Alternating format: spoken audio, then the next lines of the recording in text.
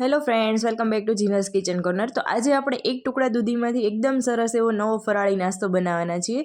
તો એના માટે મેં અહીંયા દૂધી લઈ લીધી છે, એક ટુકડો, થોડી કોબી ખમણીને લીધી છે અને થોડા લીલા ધાણા કટ કરીને લઈ લીધા છે। તો આપણે અહીંયા ફરાળી નાસ્તો બનાવીએ છીએ, એટલા માટે મેં અહીંયા રેડીમેડ જે ફરાળી લોટ આવે છે એ એક વાટકા જેટલો લીધેલો છે, તમે જોઈ શકો છો। તમારી પાસે રેડીમેડ ન હોય તો તમે ઘરે મોરૈયો અને સાબુદાણા મિક્સ કરીને પણ લઈ શકો છો, એનો લોટ કરીને। ત્યારબાદ ખમણેલી દૂધી આપણે લોટમાં એડ કરી દેવાની છે અને કોબી એડ કરી દેવાની છે। અહીંયા જો તમને એમ લાગે કે કોબીમાંથી અને દૂધીમાંથી થોડું પાણી વધારે નીકળે છે તો તમે એને પાણી કાઢીને પણ નાખી શકો છો। ત્યારબાદ ધાણા, આદુ મરચાંની પેસ્ટ એડ કરી દેવાની છે અને સિંગદાણાનો ભૂકો નાખી દેવાનો છે। ત્યારબાદ સ્વાદ પ્રમાણે મીઠું એડ કરી દેવાનું છે। 1/4 ટેબલ સ્પૂન જેટલો મરી પાવડર એડ કરવાનો છે। 1 ચમચી જેટલી ખાંડ એડ કરવાની છે અને 1 લીંબુનો રસ એડ કરી દેવાનો છે। જો ગળપણ અને ખટાશ એકદમ વધારે હશે તો જ ખાવામાં ટેસ્ટી એવા લાગશે। તો એકદમ સારી રીતે બધું મિક્સ કરીને આપણે એક લોટ બાંધી લેવાનો છે। અહીંયા તમારે બિલકુલ પાણીની જરૂર નહીં જ પડે, અને જો તમે દૂધીમાંથી થોડું પાણી કાઢી લીધું હશે તો તમારે 2 ટેબલ સ્પૂન જેટલા પાણીની જરૂર પડી શકે છે। મેં અહીંયા પાણી નથી કાઢ્યું તો મારે બિલકુલ પણ પાણીની જરૂર નથી પડી। તમે જોઈ શકો છો, ધીમે ધીમે જેમ લોટ તમે મસળતા જશો એમ દૂધીમાંથી પાણી નીકળતું જશે અને તમારો લોટ બંધાતો જશે। અત્યારે થોડો ડ્રાય જેવો લાગે છે લોટ, પણ થોડી વારમાં એકદમ સરસ એવો થઈ જશે આપણો જે લોટ છે એ। મેઇન તો તમારે મસળતા રહેવાનું છે, જેમ લોટને વધુ મસળશો એમ એમાંથી પાણી બધું રિલીઝ થતું જશે। આમાં તમારે બીજા કોઈ વેજીટેબલ્સ એડ કરવા હોય તો એ પણ કરી શકો છો। તો બસ એકદમ સારી રીતે આપણો લોટ હવે બંધાઈ ગયો છે, તમે જોઈ શકો છો, બિલકુલ હાથ જોડે ચોટતો પણ નથી અને એકદમ પરફેક્ટ એવો છે, ના તો ઢીલો કે ના તો કડક। બસ હવે લોટ આપણો બંધાઈ ગયો છે, એને આપણે બિલકુલ રેસ્ટ નથી આપવાનો, કારણ કે એમાં આપણે દૂધી અને કોબી એડ કરેલા છે। તો તમે જો લોટને રેસ્ટ આપશો તો એમાંથી પાણી વધુ નીકળશે અને લોટ તમારો એકદમ ઢીલો થઈ જશે। તો હાથમાં થોડું તેલ લગાવી લેવાનું છે અને થોડા પોર્શનને હાથમાં લઈને એક મુઠિયા વાળી લેવાના છે। અહીંયા તમે નાના મોટા કોઈ પણ શેપના મુઠિયા વાળી શકો છો, આપણે તો એને કટ જ કરવાના છે છેલ્લે।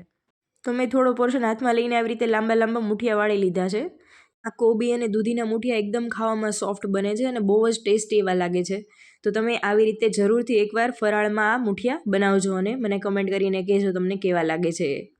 તો ટોટલ એટલા લોટમાંથી મારે 7 જેટલા મુઠિયા બનીને તૈયાર થઈ ગયા છે અને મોટા છે થોડા સાઇઝમાં પણ।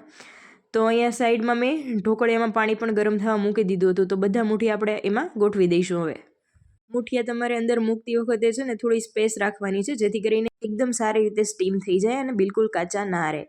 તો એને 15 મિનિટ માટે હાઈ ફ્લેમ પર કૂક થવા દેવાના છે। ત્યારબાદ આપણે નાઈફની મદદથી જોઈ લઈશું। જો તમારું નાઈફ એકદમ ક્લીન આવે તો એનો મતલબ એ છે કે આપણા મુઠિયા એકદમ સારી રીતે સ્ટીમ થઈ ગયા છે, બિલકુલ પણ કાચા નથી।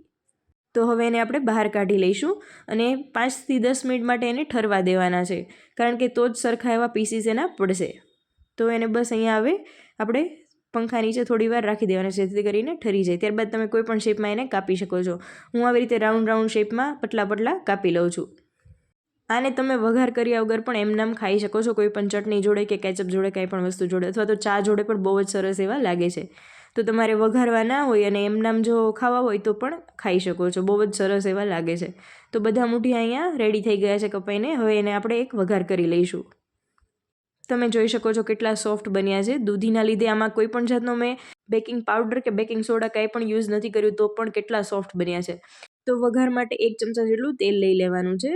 ત્યારબાદ તેમાં 1 ચમચી જેટલી રાઈ એડ કરી દઈએ, થોડું જીરું એડ કરી દઈએ અને હિંગ જો તમે ફરાળમાં ખાતા હોય તો એડ કરી શકો છો, અમે ખાઈએ છીએ એટલે એડ કરું છું। ત્યારબાદ તલ એડ કરી દેવાના છે 2 ચમચી જેટલા, અને આપણા જે મુઠિયા રેડી કરેલા છે એ એડ કરી દેવાના છે। મુઠિયા અંદર એડ થઈ જાય ત્યારબાદ તેને મીડિયમ ફ્લેમ પર ક્રિસ્પી જેવા કરી લેવાના છે, જેથી ખાવામાં બહુ જ ટેસ્ટી એવા લાગશે।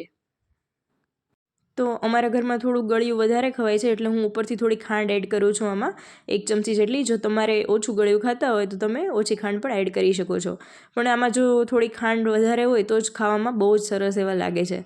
તો બસ આવી રીતે મિક્સ કરી લેવાના છે અને ઉપરથી અડધો લીંબુનો રસ એડ કરી દેવાનો છે।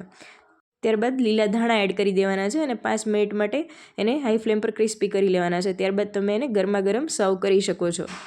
તો જો તમે ફરાળમાં તળેલું અને બટેકાવાળું ખાઈને કંટાળ્યા હોય તો એકવાર આ ફરાળી મુઠિયા જરૂરથી ટ્રાય કરજો, બહુ જ સરસ એવા બને છે અને તમારા ઘરમાં બધાને ભાવશે। એકદમ હેલ્ધી અને ઓછા તેલમાં બનીને તૈયાર થાય છે આપણા આ દૂધીના ફરાળી ઢોકળા। તો જો તમને મારો વિડીયો પસંદ આવ્યો હોય તો લાઇક અને શેર કરી દો અને મારી ચેનલને સબસ્ક્રાઈબ કરી દો નવા વિડીયો માટે। Thank you for watching.